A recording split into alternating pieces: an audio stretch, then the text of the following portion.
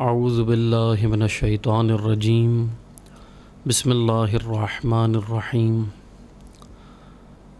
الحمد للہ رب العالمین الصلاۃ والسلام علی اشرف الانبیاء والمرسلین وخاتم النبیین سیدنا و مولانا علی رسولہ الکریم واہل بیتہ الطیبین الطاہرین المعصومین المظلومین اما بعد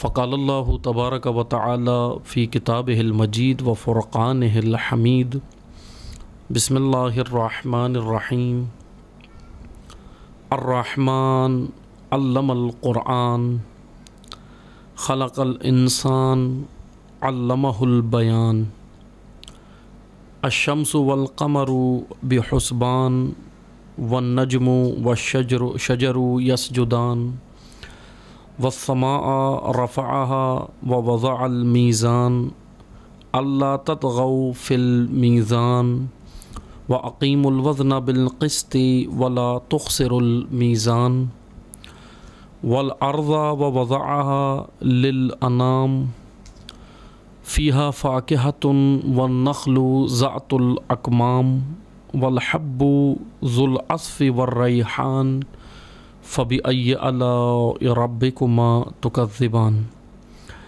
صدق اللہ العلی العظیم۔ محترم سامعین کرام، السلام علیکم ورحمۃ اللہ وبرکاتہ۔ الحمدللہ اللہ تعالیٰ کا شکر ادا کرتے ہیں کہ خداوند تبارک و تعالیٰ کے لطف و عنایت سے، خداوند تبارک و تعالیٰ کی توفیق سے موضوع گفتگو جو ہم آپ کی خدمت میں بیان کر رہے ہیں، تفسیر سورہ رحمان، قرآن مجید کا 55واں سورہ، اور اس سلسلے کی الحمدللہ آج تیسری نشست ہے، تیسرا درس ہے۔ گزشتہ دروس میں ہم آپ کی خدمت میں بیان کر چکے ہیں چند آیات سورہ مبارکہ رحمان کی، اور ابتدائی چند آیات میں ہم نے آپ کی خدمت میں چند طالب علمانہ مطالب بیان فرمائے اور طالب علمانہ تشریح و تفسیر آپ کی خدمت میں بیان کی۔ سورہ رحمان میں ہم دوبارہ چند آیات کو آپ کی خدمت میں عرض کرتے ہیں تاکہ اور مزید اس کی وضاحت کر سکیں۔ جو آیات ہم نے آپ کی خدمت میں تلاوت فرمائی تھی اور گزشتہ درس سے متمسک رہنے کے لیے میں مختصر سا آپ کی خدمت میں گزشتہ درس کا خلاصہ بھی عرض کروں گا۔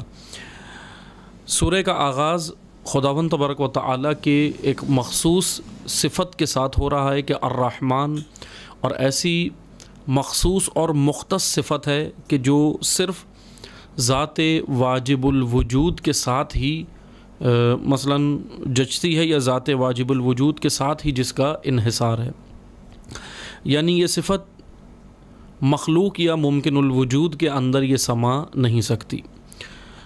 دوسری آیت میں اللہ تعالیٰ کا فرمان ہے علم القرآن، کہ ہم نے آپ کو قرآن سکھایا۔ کس کو سکھایا؟ انسان کو۔ انسان سے اللہ تعالیٰ مخاطب ہے کہ ہم نے قرآن کی تعلیم دی۔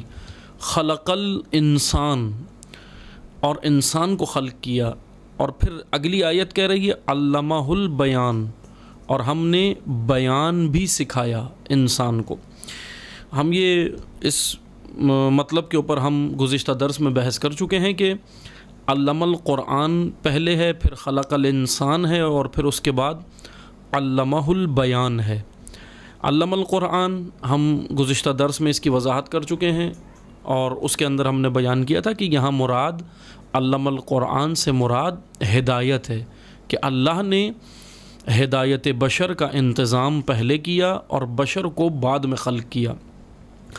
قرآن کی حقیقت اس آیت کے اندر بیان ہو رہی ہے، جو ہم گزشتہ درس میں بیان کر چکے ہیں کہ قرآن کریم ایک مجرد حقیقت ہے، اور قرآن خلقت انسان سے پہلے بھی موجود تھا، کیونکہ قرآن کلام اللہ ہے، اللہ کا کلام ہے، اور کلام الہی ذات واجب الوجود کے ساتھ ملحق ہے، یا ذات واجب الوجود کے ساتھ۔ میں اگر ملحق کا لفظ بھی کہہ رہا ہوں تو وہ صرف ہم اپنے سمجھنے کے لیے کہہ رہے ہیں، ورنہ الحاق کا لفظ بھی یہ کہیں کہ درست نہیں ہے ذات واجب الوجود کے ساتھ کہنے کے لیے، لیکن قرآن کیونکہ کلام اللہ ہے، اللہ کا کلام ہے، تو یہ کلام اللہ پہلے سے موجود تھا، البتہ ایسے الفاظ کی صورت میں نہیں تھا جیسے قلب نورانی پیغمبر اکرم صلی اللہ علیہ وآلہ وسلم پر نازل ہوا، ایسی صورت میں نہیں تھا، وہ ایک الگ اپنی صورت میں تھا۔ بہرحال آگے اللہ تعالیٰ کا فرمان ہے کہ خلق الانسان، پھر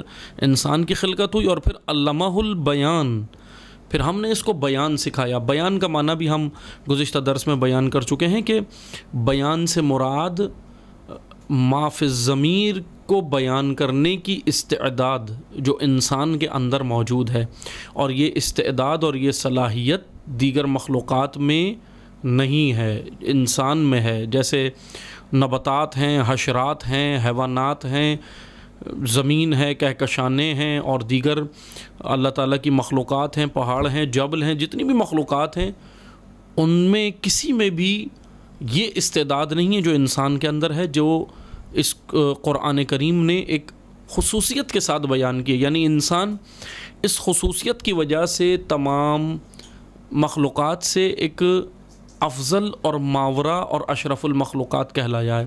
یعنی ایک تو اس کے پاس بیان بھی ہے، ایک تو اور دوسرا اس کے پاس عقل بھی ہے، سمجھنے کی، فہم کی صلاحیت بھی ہے، اور اس فہم کو بیان کرنے کی صلاحیت بھی ہے، اس فہم کو پہنچانے کی صلاحیت بھی ہے۔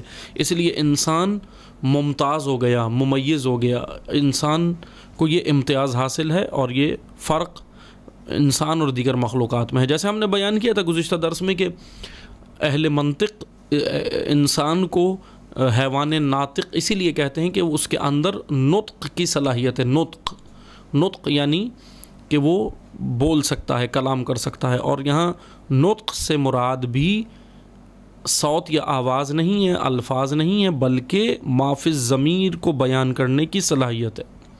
یہ ہم بیان کر چکے ہیں۔ جیسے لفظ بیان کی میں وضاحت کر دیتا ہوں، بیان سے ہی لفظ مبین بھی ہے۔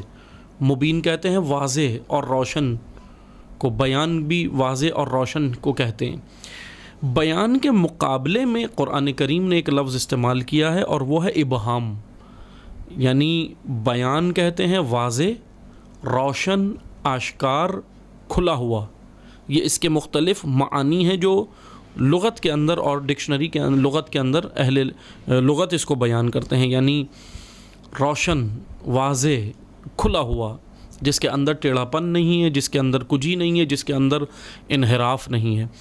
اس کے مقابلے میں لفظ ہے ابہام۔ ابہام یعنی گول مول، کجروی کا شکار، یعنی جس کے اندر کجروی ہے، جس کے اندر گول مول ہے، یعنی واضح نہیں ہے۔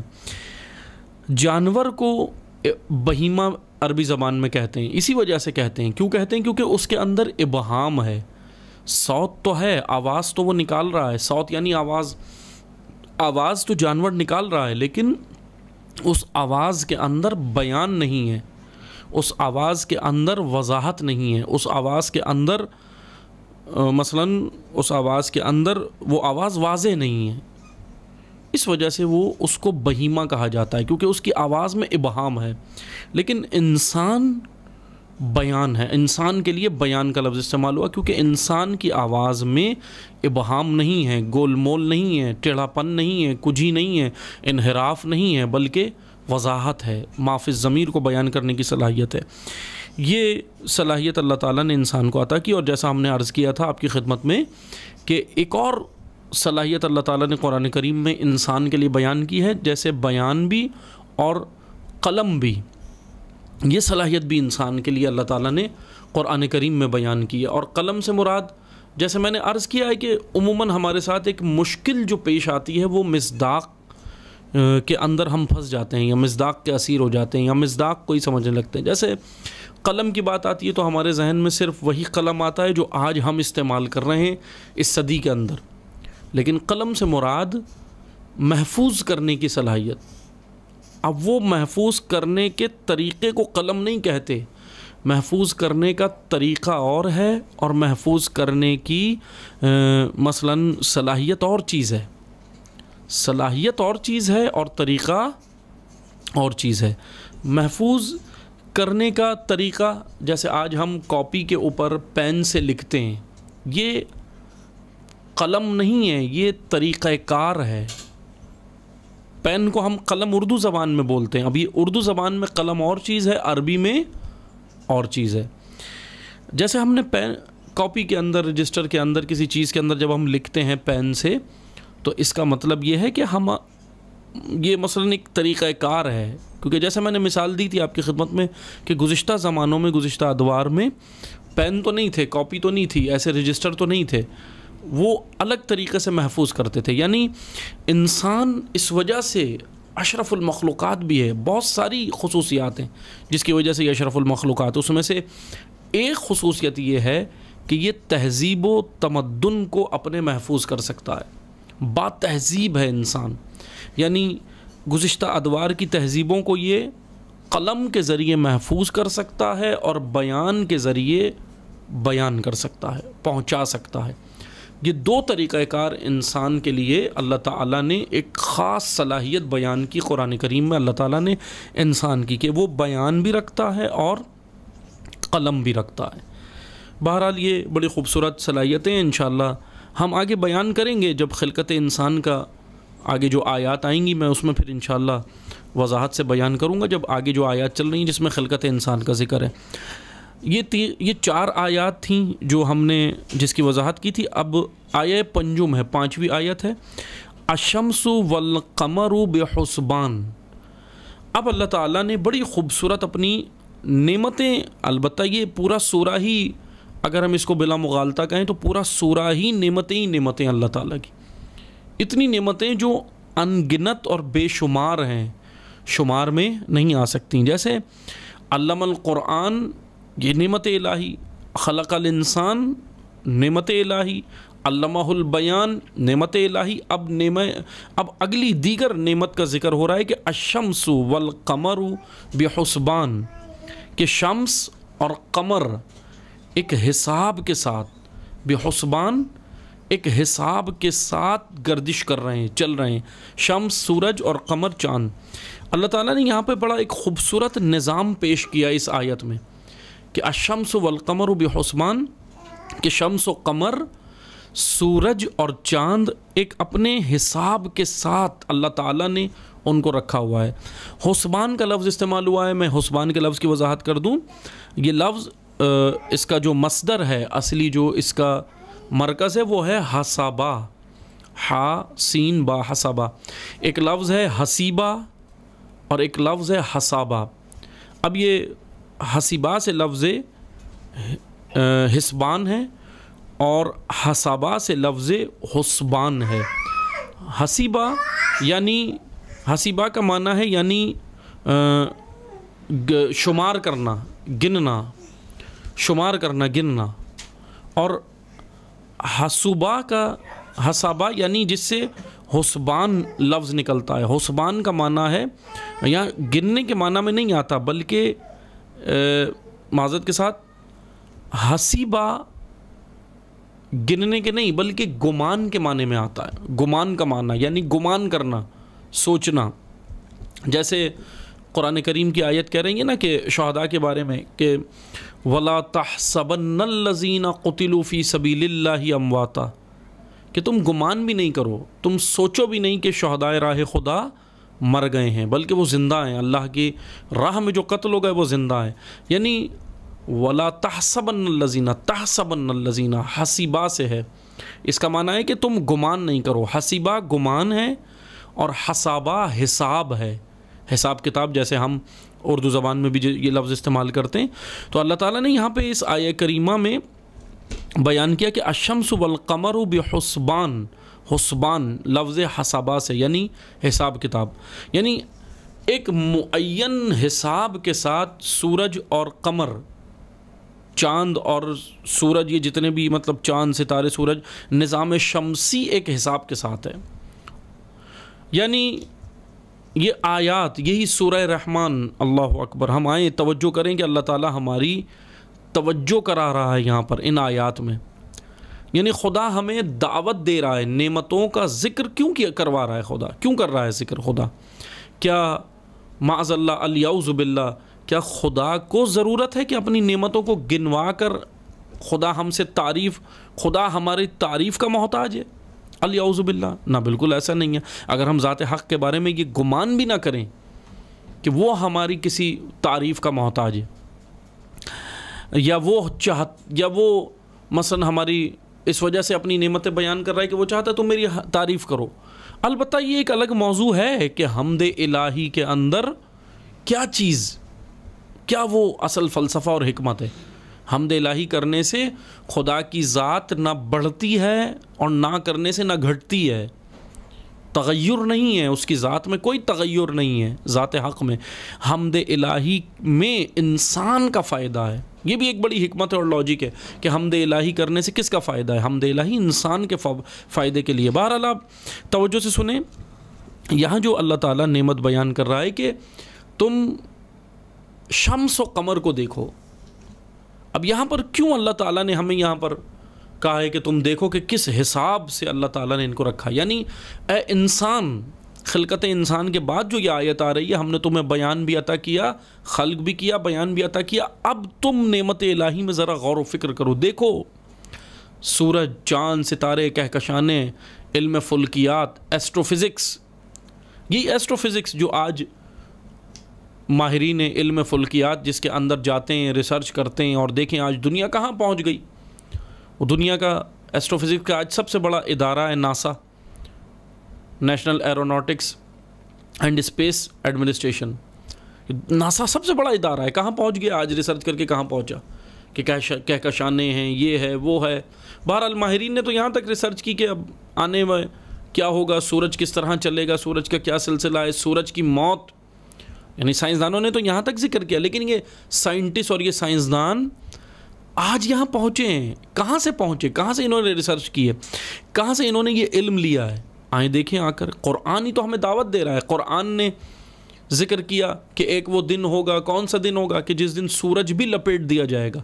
کہاں لپیٹ دیا جائے گا؟ ختم کر دیا جائے گا۔ اور جب سورج یعنی شمس، اگر سورج ہی لپٹ گیا، ختم ہو گیا، تو ایک نظام شمسی ختم ہو جائے گا، زمین بھی ختم، اور اس کے ساتھ جڑے ہوئے تمام نظام شمسی کے اندر جتنے اس کے اجزاء اور اس کے جتنی جزیات ہیں وہ سب کی سب ختم ہو جائیں گی۔ اور آج سائنٹسٹ یہاں پہنچے ہیں، آج کے سائنسدان جنہوں نے ریسرچ کر کے یہاں تک کہا کہ ایک دن ہوگا کہ سورج بھی ختم ہونا ہے، سورج کی بھی موت، سورج کی موت کے عنوان سے ایک انہوں نے تذکرہ کیا۔ بہرحال اللہ تعالیٰ نے تو یہ تذکرہ 1400 سال پہلے قرآن کریم کی صورت میں بیان کیا۔ ذات پیغمبر حق کے اوپر جو یہ قرآن نازل کیا وہ ہدایت بشر ہے، ہمارے لیے ہے۔ اللہ نے کہا کہ آؤ، اللہ یہاں پر دعوت دے رہا ہے ان آیات میں۔ عزیزان محترم یاد رکھیں، یہ آیات اس لیے نہیں ہے کہ ہم جلدی جلدی پڑھ کے گزر جائیں، سورہ رحمان پڑھو بس اتنا ثواب ملے گا، اس کو کیسٹ میں بھی چلا دیں، اس کو ادھر بھی چلا دیں، اس کو ادھر بھی چلا دیں۔ بے شک اب میں مخالفت نہیں کر رہا کہ نہیں چلائیں، بے شک چلائیں، سننے کا ثواب ہے، قرآن سننے کا ثواب ہے، قرآن پڑھنے کا ثواب ہے، سب کچھ ہے۔ لیکن عزیزان محترم، یہ ثواب کی حد تک اگر ہم رہے تو کبھی بھی ہم جو لوگ ثواب میں رک گئے وہ نجات کے راستوں پہ نہیں چلتے۔ نجات ثواب سے بڑھ کر ہے، اور قرآن نجات کی کتاب ہے، امتوں کی نجات کی کتاب ہے، قوموں کی نجات کی کتاب ہے، نسلوں کی نجات کی کتاب ہے۔ اگر ہم محدود رہ گئے کہاں پر کہ بس جی ہم نے یہ ایک آیت پڑھ لی، ہمیں اتنا ثواب مل گیا، ہم نے ایک سورہ پڑھنا ہے، آج یہ کرنا ہے، وہ کرنا ہے، 2 سورے پڑھ لیے۔ ثواب تو اس لیے ہے کہ تاکہ ہماری رغبت بڑھے، ثواب تو اس لیے تاکہ ہم اور قرآن کی جانب آئیں، لیکن آنے کے بعد اس میں غور و فکر کریں، آنے کے بعد اس میں جھانکیں، آنے کے بعد اس میں دیکھیں۔ الشمس والقمر بحسبان، ایسٹرو فزکس ہے یہ سارا، ایسٹرو فزکس کیا خوبصورت اللہ تعالیٰ نے، یعنی یہ علوم، جیسے آج بعض لوگ کہتے ہیں جی اسلام معاذ اللہ ایک بڑا بوسیدہ مذہب ہے، اسلام ایک پیچھے رہنے والا مذہب ہے۔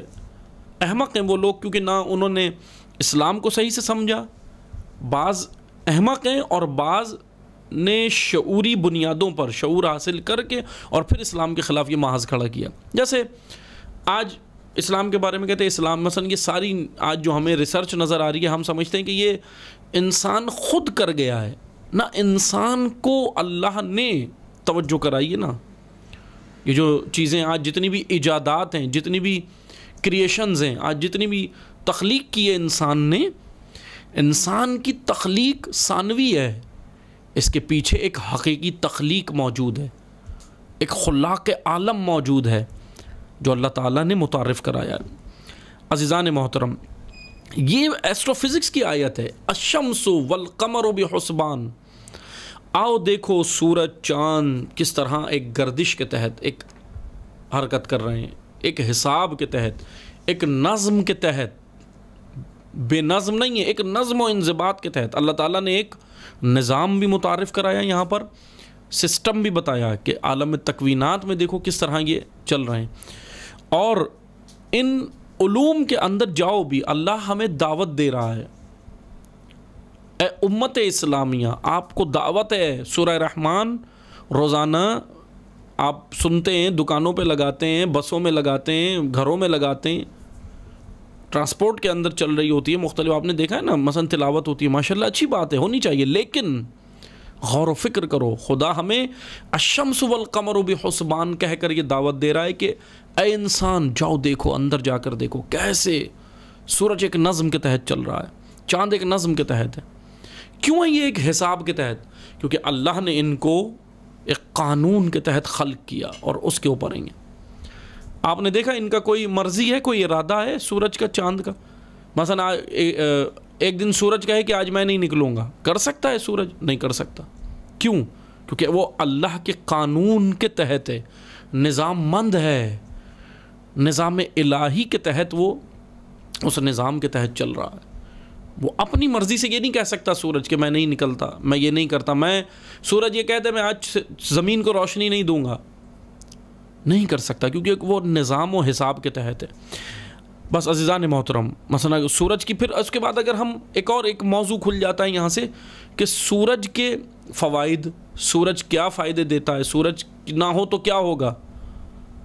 ماہرین کے بقول جنہوں نے ان آیات کے اندر ریسرچ کی، جنہوں نے ایسٹرو فزکس کے میدان میں آئے، ان کے بقول کہ سورج ہی وہ مین مرکز ہے، اصل بنیاد ہے نظام شمسی کا، کہ جس کا ایک سیارہ اور ستارہ ایک زمین ہے، ایک سیارہ. اور اگر سورج نہ ہو، نہ انسان، نہ حیوان، نہ کہکشانے، نہ چرند پرند، نہ پہاڑ و جبل، نہ زمین، کچھ بھی باقی نہیں رہ سکتا. سورج کو اللہ نے اس طرح، شمس کو اس طرح، سورج کو اس طرح تخلیق کیا، خلق کیا ہے کہ جس کے بعض ماہرین کرتے ہیں. اب اس کی جزیات کے اندر آپ جائیں، بہت ساری تحقیقات ہیں جو لوگوں نے کی ہیں. مثلا سورج کی روشنی سے ہی نباتات اپنی غذا تیار کرتے ہیں، سورج کی روشنی سے ہی پانی حرکت میں آتا ہے. پانی اب وہ ایک الگ موضوع ہے کس طرح سورج کی روشنی یہ کام کرتی ہے. بہرحال آگے اللہ تعالیٰ کا فرمان ہے. ایسٹرو فزکس کی آیت کے بعد ایک اور خوبصورت چیپٹر کھل رہا ہے. یہ ایسٹرو فزکس کی آیت تھی، الشمس والقمر بحسبان. آؤ دیکھو کس طرح نظام کے تحت چل رہا. اب ایک اور آیت، چھٹی آیت، والنجم والشجر یسجدان. توجہ سے سنیں کہ نجم و شجر، اب نجم سے مراد یہاں پر کیا ہے؟ بعض مفسرین نے اس کو نجم سے مراد ستارہ لیا ہے، اور عموماً ایک اور آیت ہے نا جس کے اندر ستارہ ہی ذکر ہوا ہے قرآن کریم میں، لیکن یہاں پر ستارہ مراد نہیں ہے.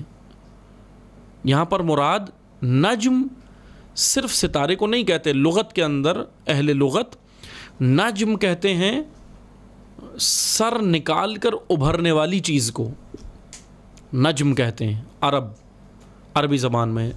جیسے طلوع ہونا، ابھرنا، نکلنا، سر نکالنا، پوشیدہ جگہ سے سر نکالنا اور ابھرنا، اس کو نجم کہتے ہیں. جیسے آپ نے دیکھا ہے سورج سر نکالے اپنا، ابھرے، اس کو بھی نجم کہتے ہیں اہل لغت عربی زبان میں.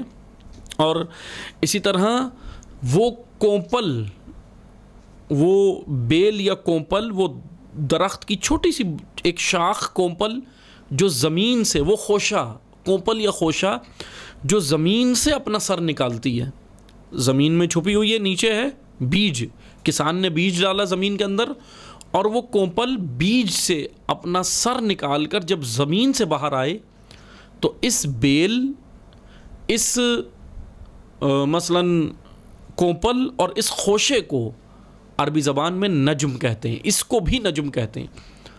کیوں کہتے ہیں نجم؟ کیونکہ وہ خصوصیت یہ ہے کہ وہ سر نکال رہی ہے، ابھر رہی ہے، طلوع ہو رہی ہے، طلوع ہونے والی شے کو نجم کہتے ہیں عربی زبان میں۔ اب یہاں پر جو مراد ہے اس آیت میں وہ نجم اور شجر ایک ساتھ ذکر کیا اللہ تعالیٰ نے کہ نجم و شجر، نجم اور شجر۔ شجر، اب شجر سے مراد درخت ہیں، وہ تو سمجھ آ رہا ہے ہمارے، لیکن نجم کیا ہے؟ نجم کومپل ہیں، بیلیں ہیں، وہ بیج ہیں، وہ نباتات ہیں جو نکل رہے ہیں۔ اللہ تعالیٰ کہہ کیا رہا ہے اس آیت میں؟ وَالنَّجْمُ وَالشَّجَرُ يَسْجُدَانِ، کہ نجم و شجر سب اللہ کو سجدہ کر رہے ہیں۔ کیا خوبصورت آیات ہے، کیا خوبصورت مطلب ہے کہ سجدہ کر رہے ہیں۔ اس سے قبل کہ میں سجدے کی جانب آؤں، پہلے ہم نجم کی اور وضاحت کر دیتے ہیں، کیونکہ آیت کے اندر اگر ہم دیکھیں تو اللہ تعالیٰ نے کس طرح ذکر کیا ایک تسلسل کے ساتھ۔ نعمتوں کا ذکر کیسے کیا کہ الرحمن علم القرآن، خلق الانسان، علمہ البیان، الشمس والقمر بحسبان۔ یہاں پر یہ ایک چیپٹر ختم ہو رہا ہے، یعنی کہیں پر بھی، اب یہ میں تھوڑی سی قاعدے کی بات کر رہا ہوں جو عربی زبان کے قواعد ہیں، کہیں پر بھی واو نہیں آ رہا ہے، لیکن جب اگلی آیت آ رہی ہے سورہ مثلا 6 آیت، تو اس میں کہا جا رہا ہے ون نجم، ون واو آ گیا ہے، اس کو کہتے ہیں واو عاطفہ اصطلاح میں، واو کو کہتے ہیں، اس واو کو کہتے ہیں واو عاطفہ، اور قانون ہے۔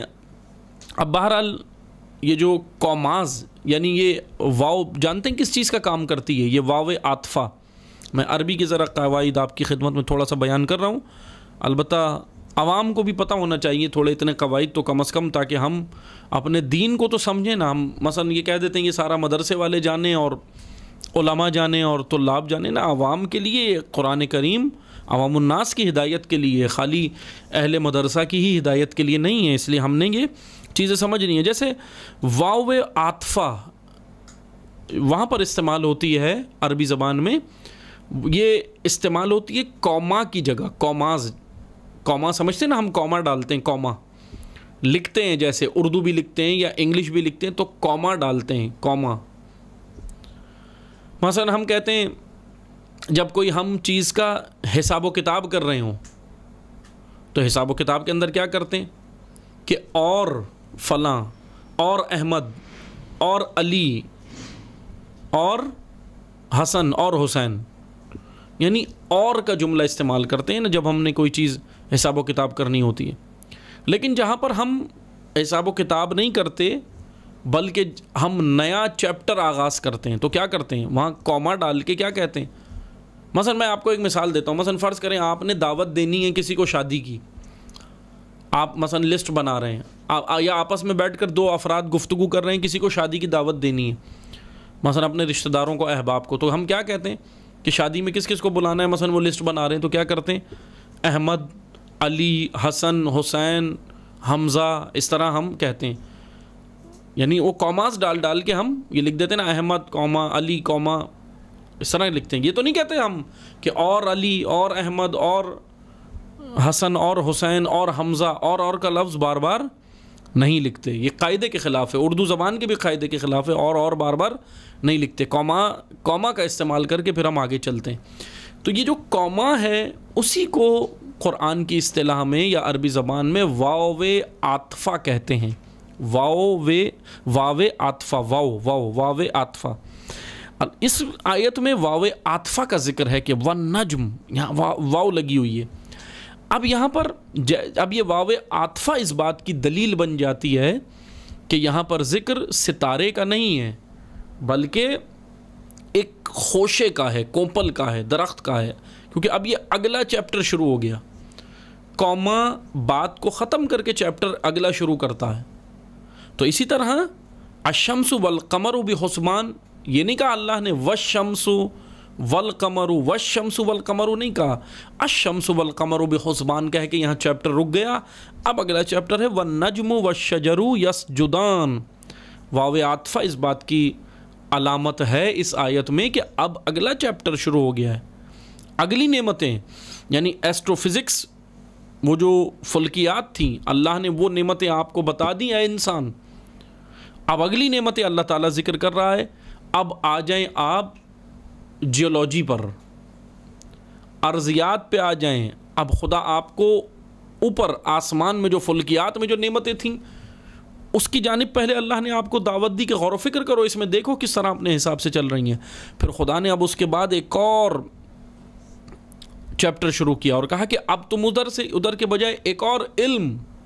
کیا خوبصورت علوم قرآن کریم بیان کر رہا ہے. یہ قرآن ہر دور کے ساتھ جدید کتاب، ماڈرن کتاب، ماڈرن سے مراد جدید، ہر دور کے ساتھ. اسلام ایک جدید دین کہ جس کو کہہ دیا گیا بس یہ جی اعوذ باللہ معاذ اللہ بہت سیدھا ہے، اسلام کے ساتھ چلیں گے ترقی نہیں کر سکتے. آئیں دیکھیں اسلام تو علوم کے ہر عصر کے علوم کی دعوت دے رہا ہے. سارے علوم جتنے آج ہمیں نظر آ رہے ہیں قرآن دعوت دے رہا ہے. ایسٹرو فزکس کے بعد اب آیت شروع ہو گئی جیولوجی، ارضیات. والنجم والشجر یسجدان، چھٹی آیت کہ آؤ دیکھو اے انسانوں، اے انسان دیکھ کہ کس طرح وہ بیلیں، وہ کوپل، وہ بیج، وہ خوشے اور یہ درخت اللہ کو سجدہ کر رہے ہیں. یسجدان، سجدہ کر رہے ہیں. اب سجدے کی وضاحت توجہ سے سنیے گا. سجدے سے مراد کیا ہے؟ جیسے ہی سجدہ ہمارے ذہن میں آتا ہے، ہمارے ذہن میں سجدے کا ایک مصداق آ جاتا ہے جو ہم نماز پنجگانہ میں کرتے ہیں. وہ ایک مصداق ہے، یا یہ کہہ لیں کہ سجدہ علامتی ہے. علامتی سجدہ اور ہے، حقیقی سجدہ اور ہے. سجدہ لفظ تسلیم سے ہے. تسلیم و رضا، سرنڈر ہو جانا، اطاعت، قبول کر لینا، مطیع بن جانا، اس کو کہتے ہیں تسلیم. اور اسی سے لفظ ہے سجدہ. یہ جو ہم اپنی پیشانی زمین پر رکھتے ہیں نماز پنجگانہ میں، اس کا معنی یہ ہے کہ اے خدا میں کچھ بھی نہیں ہوں، بس تو ہے جو ہے. تو ہی ہے ذات واجب الوجود، تیرے بغیر ہماری ذات کچھ بھی نہیں ہے. یہ علامت ہے. لیکن حقیقی سجدہ کیا ہے؟ حقیقی سجدہ یہ ہے کہ اس کے بنائے ہوئے قانون کو، اللہ کے بھیجے ہوئے قانون کو، اللہ کے بھیجے ہوئے تمام خدا کی تہذیب جو خدا نے نازل فرمائی، قانون نازل فرمایا، نظام نازل فرمایا، اس کو قبول کر کے اس کا مطیع بننا، یہ حقیقی سجدہ ہے.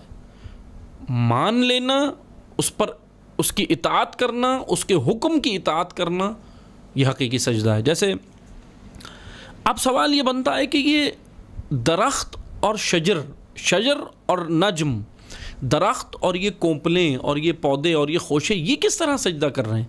بھائی انسان تو ٹھیک ہے یہ کہہ سکتا ہے میں ایسے سجدہ کر رہا ہوں کہ نماز فجر میں سجدے کرتا ہوں 4 سجدے، نماز ظہر میں سجدے کرتا ہوں، مثلا پیشانی خاک پہ رکھتا ہوں، زمین پہ رکھتا ہوں، 7 اعضاء زمین پہ رکھتا ہوں، خاک پہ رکھتا ہوں، تو یہی سجدہ ہے. لیکن جیسے میں نے عرض کیا کہ سجدہ علامتی ہے، سجدہ حقیقی، دل سے اللہ کے حکم کو قبول کر کے اس کا مطیع بننا، یہ حقیقی سجدہ ہے. لیکن جو زمین پہ ہم کر رہے ہیں وہ علامتی سجدہ ہے. اب علامتی سجدہ ضروری ہے، فرسٹ اسٹیپ ہے علامتی سجدہ، پہلا مرحلہ ہے، کیونکہ اگر یہ علامتی سجدہ ہوگا تو ہی تو ہم حقیقی سجدے کی جانب جائیں گے. لیکن اب یہ تو انسان کا سجدہ تھا جی، سمجھ آتا ہے، ٹھیک ہے قبول کر لینا. لیکن نجم اور شجر یہ کس طرح سجدہ کر رہے ہیں؟ ان کا سجدہ کرنا اس طرح ہے کہ یہ جس نظام کے تحت چل رہے ہیں، اللہ نے ان کو مثلا ایک بیج کے اندر صلاحیت اللہ نے یہ رکھی کہ وہ کونپل بنتا ہے، خوشہ بنتا ہے، کونپل بنتا ہے، درخت بنتا ہے، درخت بن کے وہ نعمتیں فراہم کرتا ہے.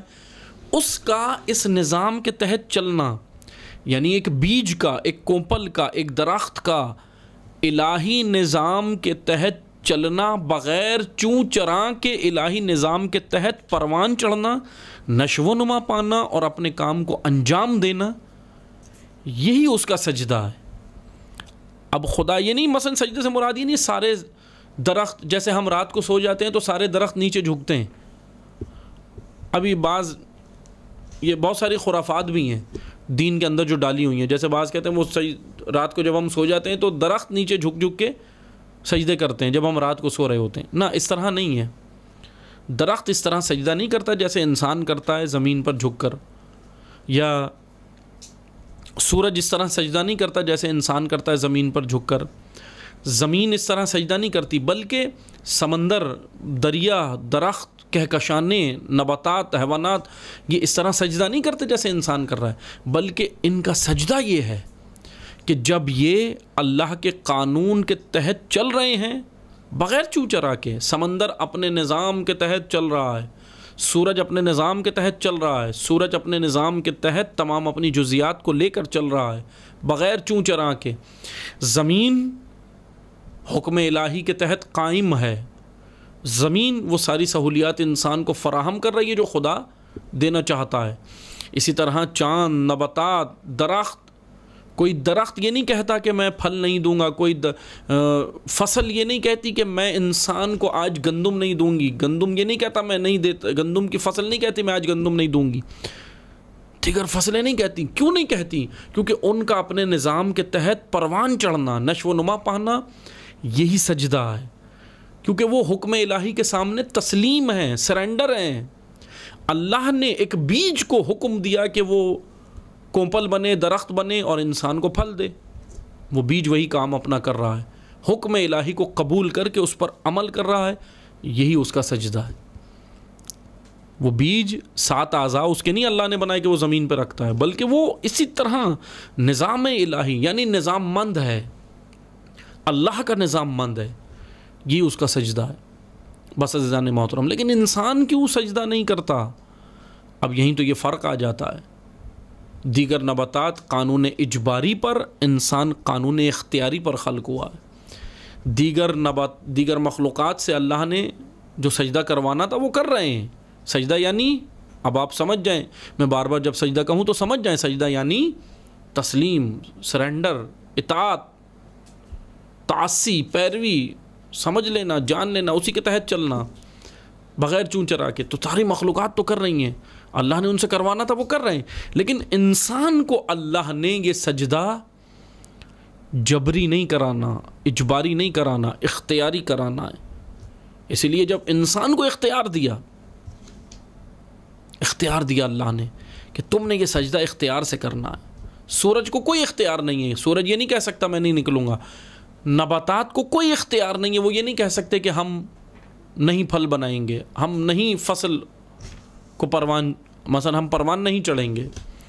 سمندروں کو یہ اختیار نہیں ہے کہ وہ یہ کہیں کہ ہم آج اس طرح اس لے میں نہیں چلیں گے، حرکت نہیں کریں گے۔ دریاؤں کو یہ اختیار نہیں ہے کہ وہ یہ کہیں۔ انسان کو اختیار دیا اللہ نے۔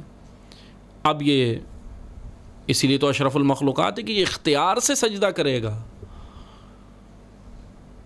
یہ اختیار سے سجدہ کرے گا۔ بس انسان یہاں غور و فکر کرے کہ یہ آیات کیا خوبصورت آیات ہیں، کیا نعمتیں ہیں، ان گنت نعمتیں ہیں۔ آیات آگے چل رہی ہیں، اگلی آیت 7ویں آیت، یہ 6 آیات تک ہوئی ہیں، 7ویں آیت والسماء، اب آسمان کا ذکر آ جاتا ہے۔ رفعها ووضع المیزان، آسمان ایک توازن اور میزان کے تحت ہے۔ اب آگے ایک اور مطلب شروع ہو رہا ہے آسمان کا اور زمین کا، کہ انشاءاللہ ہم اس کو پھر اگلے درس میں بیان کریں گے۔ بڑی خوبصورت آیت ہے کہ میزان کیا ہے، سما آسمان کیا ہے، آسمان کس طرح میزان کے تحت ہے، ایک اصول و قائم کے تحت، اللہ کے مقرر کردہ اصولوں کے تحت آسمان بھی قائم ہے۔ بڑی خوبصورت وضاحت، بڑی خوبصورت آیت ہے۔